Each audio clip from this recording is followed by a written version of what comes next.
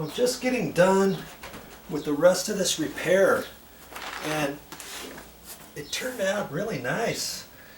Now I'm done with the Super Glue Control Ultra Gel, and I think here's the key. If you get a container like this, put the cap back on and keep it stored in the upright position. Try not to get it laying down or upside down, because everything's going to flow up this way. It's going to clog up your nozzle, and it might dry from here all the way down.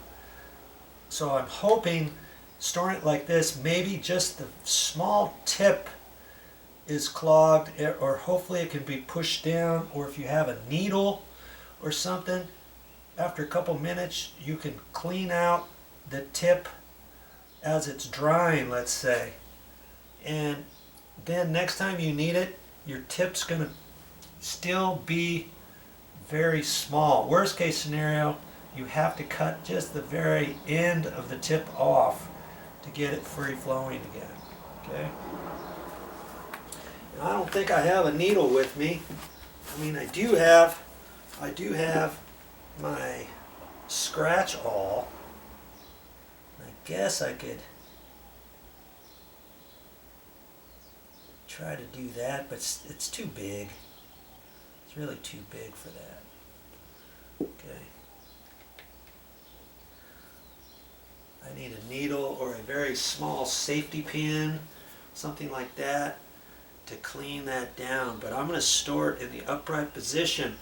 And this one, granted, this one was really old, and I think at the end I stored it sideways or upside down or something.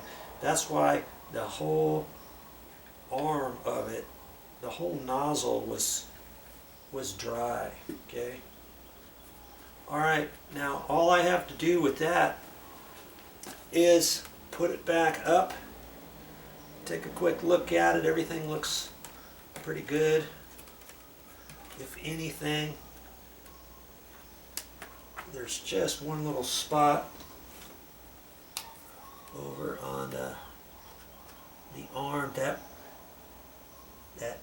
I could hit, and it really looks to be in pretty good shape. Okay, so I can go ahead and put that back up now, and it's fixed. Okay, be mindful of these little rope trim on the sides, because even though this ceiling fan blade is 10 years old, I can make it last a while longer by just being careful with it and fixing anything when it gets loose. Okay, there's a tip for you.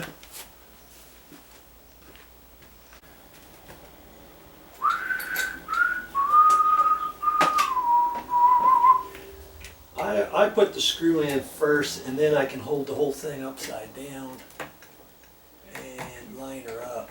And it seems to be a little bit easier than trying to hold it and do it any other way.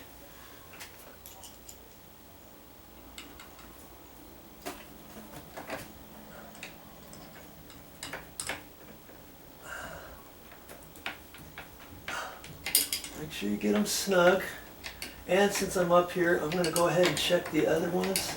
I've got a little bit of a turn in a couple blades already. You leave it too long, and when these screws start getting loose, it starts flapping this up and down, and then your ceiling fan will start wobbling, and your blade could fall down. I've actually seen one of these blades fall before, and I couldn't find both screws, not on this ceiling fan, but one kind of like this. Doesn't take much, you know. I just did a little bit of maintenance on that. Nice and easy to do. Let's get this turned back on. Before, when I came in this room, I had it on just like this, and I could see the rope trim that was loose just dangling with it going this fast. Now, there's nothing there because it's fixed.